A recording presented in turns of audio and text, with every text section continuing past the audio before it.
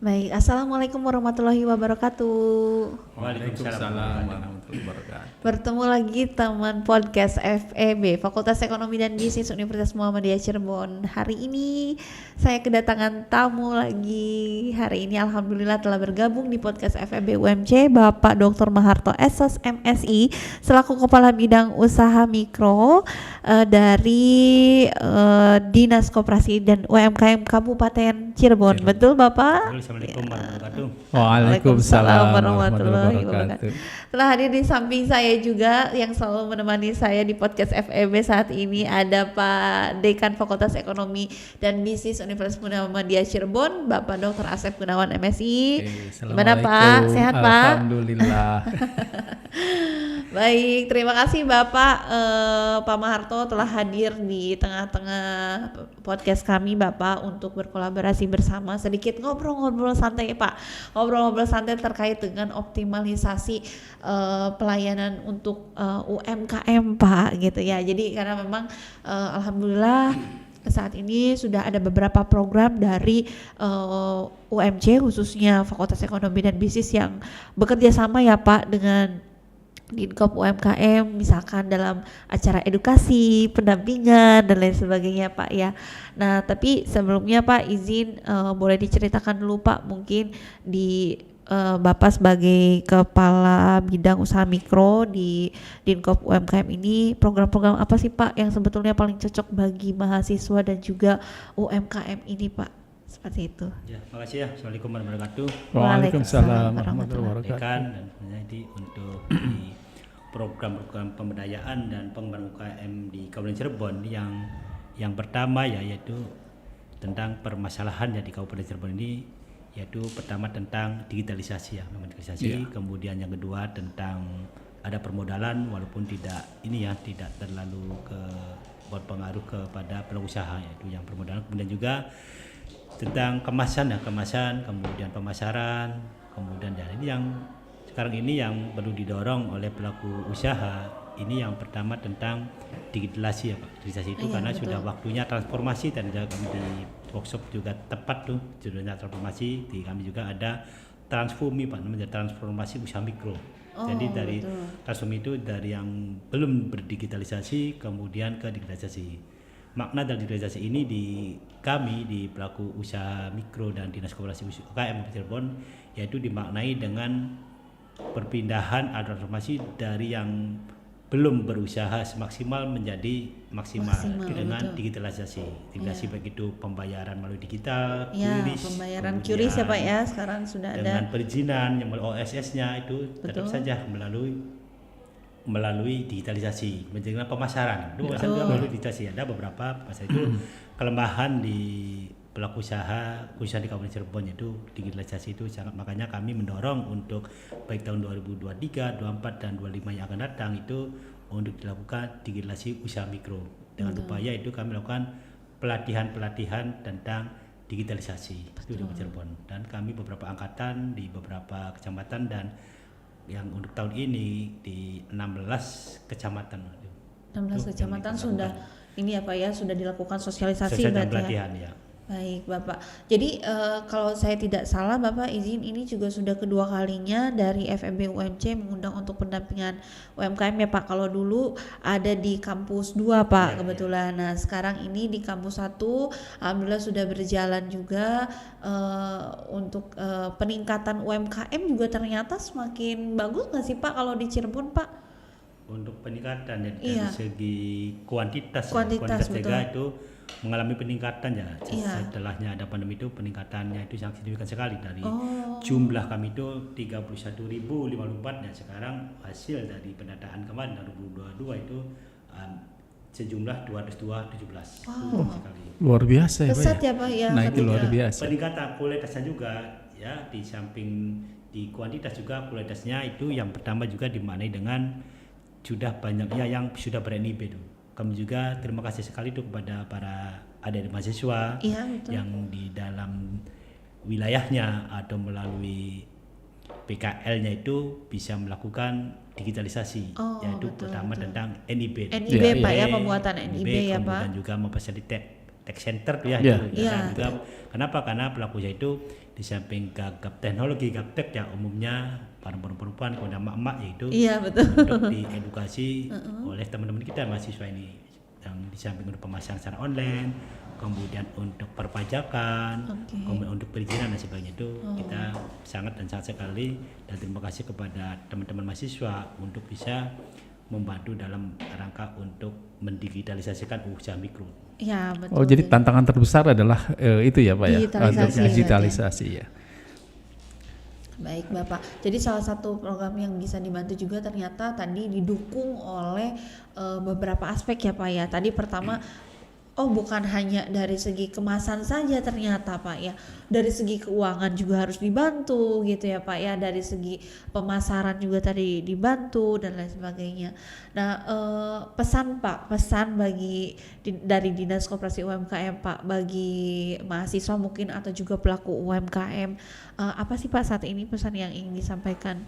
Yang disampaikan ya kami sebagai pemerintah daerah Dinas Koperasi UKM Kabupaten Cirebon ini yang pertama kami juga mengucapkan terima kasih nih kepada para dosen pembimbing ya, yang di KKM di daerah itu ada beberapa yang bisa memfasilitasi tentang NIB terutama NIB Iya, karena ada NIB. pintu masuk dari digitalisasi adalah NIB Pak. Iya. Oh gitu, pendaftaran OSS NIB. itu kemudian juga kalau untuk ke QRIS kemudian untuk NPWP itu harus ada NIB itu pintu masuknya. Nah, demikian maka kami mohon untuk para mahasiswa itu mohon untuk bisa memfasilitasi penggunaan NIB itu Memaksimalkan pembuatan NIB ya.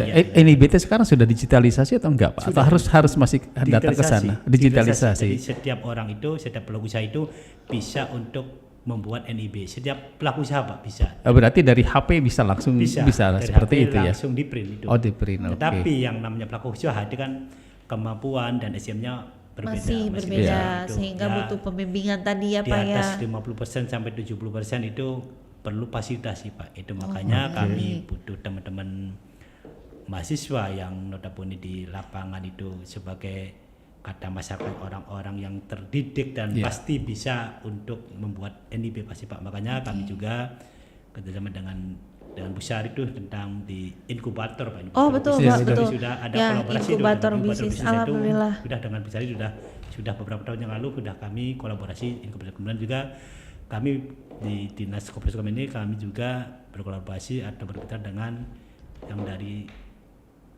Paulus Teknik Pak itu Teknik tentang IT-nya itu. Oke, iya. Mudah-mudahan kemudian yang dari ekonomi ya untuk Inkubator. inkubasi bisnisnya Oke. Pak, Ya, itu inkubator kemudian bisnis. di bisnis apa namanya tentang perlakuan terhadap pelaku usaha ini supaya bisa untuk meningkatkan dan naik kelas dan bisa untuk berdaya saing itu Pak. Itu betul. ada bisnis plan kami mohon kolaborasi dengan FEB Koperasi mungkin Pak, FEB di bisa, sini sebenarnya. mudah-mudahan bisnis FEB itu bisa untuk berkolaborasi. bisa berkolaborasi tentang bisnis plan Pak. Oke. Rencana bisnis kemudian untuk yang IT-nya nanti barangkali dengan fakultas teknik itu Pak. Oke. Baik. Itu salah satu tantangan terbesar sebetulnya dari apa ya yang saya tahu itu dari untuk usaha itu adalah sustainable, keberlangsungan. Keberlangsungan, Nah, keberlangsungan usaha kan kalau yang sepengetahuan saya dari hasil-hasil penelitian menunjukkan bahwa kalau usaha mikro dan kecil itu tidak bertahan itu hanya cukup sampai 5 tahun Pak. Jadi 5 tahun itu sudah 5 tahun turun lagi. Nah, apa barangkali upaya dari pemerintah daerah katakanlah di sini sebagai regulator untuk bisa katakanlah tidak sampai nanti sebelum 5 tahun katakanlah supaya tetap sustainable. Jadi melampaui 5 tahun katakanlah. Karena mayoritas itu justru sebelum 5 tahun itu terjadi penurunan gitu kan.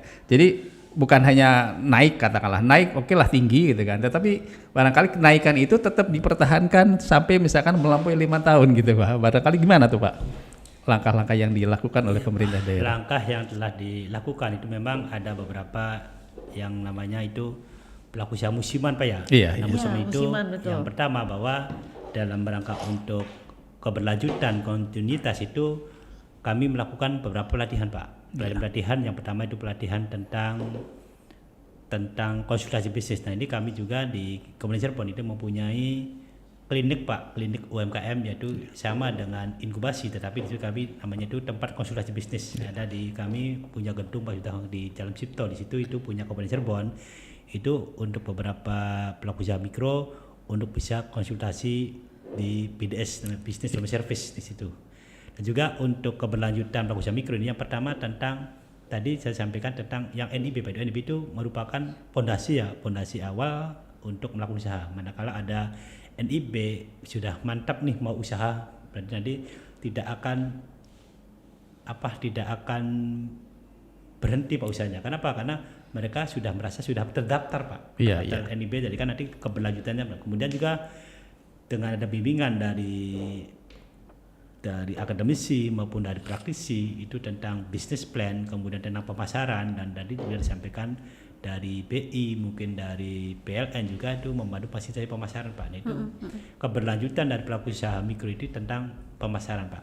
Pemasaran diantaranya itu ada online dan offline. Iya. Nah, ini offline yang online-nya itu ya tetap berjalan, karena manakala ada permasalahan ataupun ada kelesuan di pemasaran offline, nanti yang digenjot pemasaran online. Nah, ini perlu digitalisasi itu Pak. Oke. Tadi Bapak yang disampaikan di forum tadi itu 50% lebih ya itu dari UMKM itu sektornya makanan ya. Iya.